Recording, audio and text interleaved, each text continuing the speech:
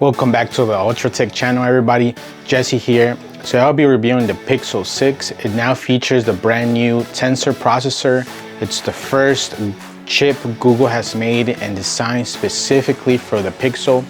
I'll show you the best features from the phone, pros, cons, some deal breakers, and who it's for. Let's get started.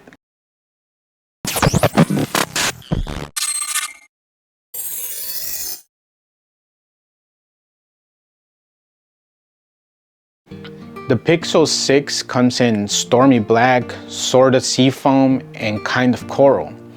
I chose stormy black.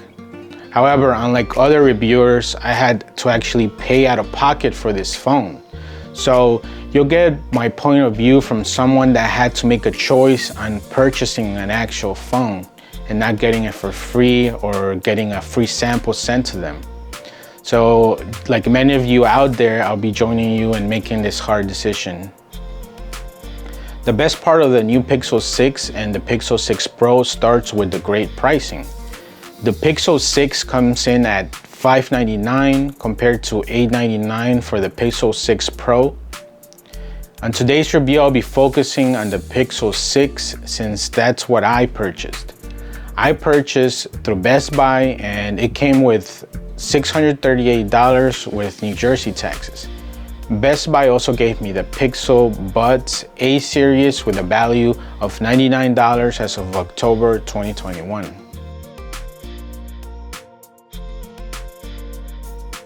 As mentioned earlier, the Pixel 6 features a new Tensor processor. This processor was designed by Google and created in collaboration with Samsung and is the first Google-made mobile chipset. This chip should bring out the best from the Pixel as it was designed with that purpose. The CPU has two ARM X1 cores, two medium ARM A76 cores, and four A55 cores for a total of 8 cores. It also brings an ARM-designed G78 GPU with 20 cores for gaming. The chip also brings a Titan M2 for security features such as preventing electromagnetic analysis, voltage glitching, and laser fault injection. The next big feature is having a major overhaul on the camera. The Pixel 6 now offers a 50 megapixel sensor that gets binned down to 12.5, and it's taking great pictures without you having to think about the settings. You just point, shoot, and you move on, and you'll be happy with the pictures that it takes. Take a look at some of the samples that I have taken here.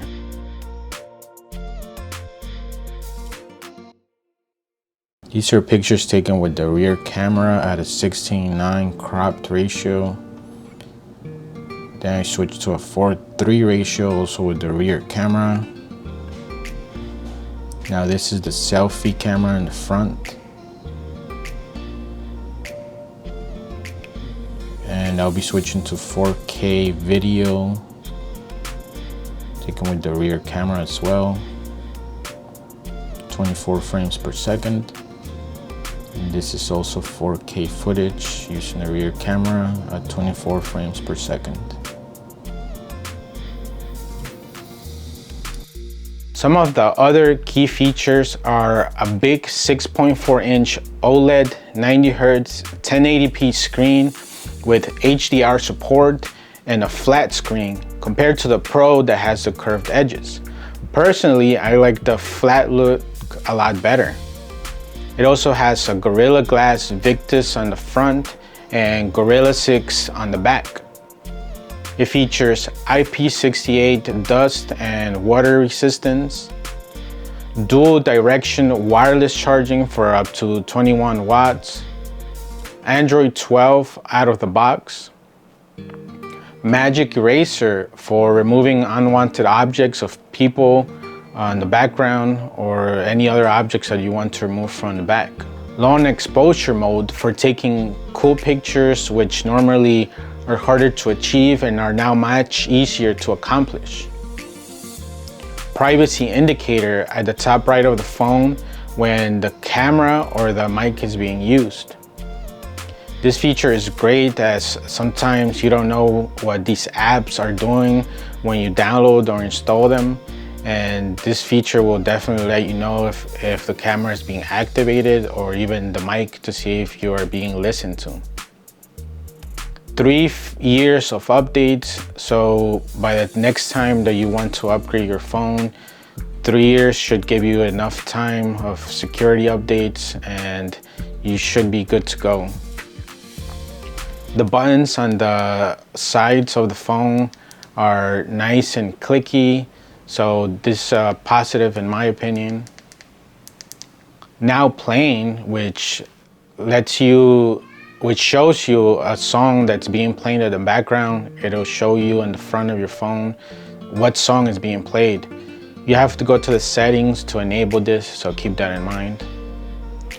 With the new Tensor processor, you also get very fast speech to text, and you'll be happy with doing translations or any projects that use text to speech. Those are the biggest features of the phone and my favorite one.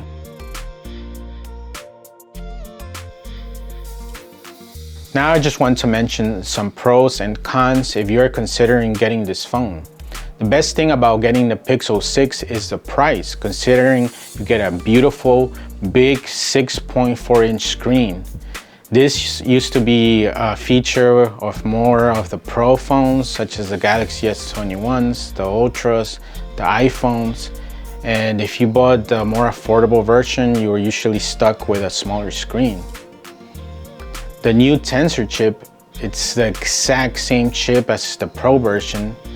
You also get 8 gigs of RAM, 128 gigs of storage, and an amazing camera with an upgraded sensor. You also get Android 12 out of the box. When all is said and done, you get the most bang for your buck when you choose the Pixel 6 over the Pixel 6 Pro, and definitely over the expensive iPhone 13 Pro or even the Galaxy S21 Ultra. For software, when choosing the Pixel 6 over the Android phones, you'll get the latest updates before all other manufacturers. For example, my wife has a Pixel 4 and it already has Android 12, while I have the more expensive Galaxy S21 Ultra that is still stuck on Android 11. With the great software, you also get the best picture quality and features, great spam detection for phone calls, and the best security with the new Tensor chip. For hardware, you get the lower price, you get the same sensor and chip as the Pixel 6 Pro. You also get a flat screen with 90 Hz, a good amount of storage, and a good amount of RAM. For the design, it looks really good in my opinion, and looking different from the competitors with the camera bump on the back, but it does look symmetrical and beautiful. Unlike the Galaxy or the iPhone, which stick the sensors to either corner. You also get updates. With the Pixel 6, you are guaranteed to get at least 3 years of full security updates, which is enough time before needing to upgrade again. While there are more pros in my opinion, there are some cons to keep in mind. I believe these are minimal and they should not deter you from acquiring this great looking performing gem of a phone.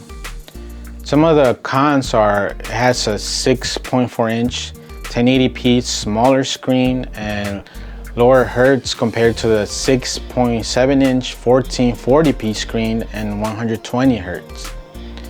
Pixel 6 is also missing a 48 megapixel telephoto lens that the Pro brings. The Pro will also give you 12 gigs of RAM and the Pixel 6 will give you 8 gigs.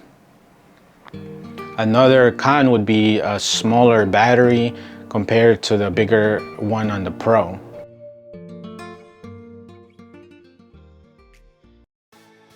If you're looking for the best value with a big 6.4-inch 90Hz display and incredible overhauled cameras, go with the Pixel 6. You get the same Tensor processor as the Pro version to take advantage of magic erase, fast text-to-speech, and you'll get the latest updates before all other vendors. In my opinion, you get all the best features for a great $599, so there's no debate. And personally, I didn't go without eating for 2 weeks because of the high price of the Pro. And I do not feel that I'm missing out. However, if you're rich and have unlimited money, definitely go for the Pro. But for the rest of us common folk, you'll be a happy camper with the regular Pixel 6. I hope you have enjoyed this video and that I was able to provide value on choosing your next phone. Don't be afraid to comment and subscribe, and I'll make sure to personally respond to every single of your comments. Until next time.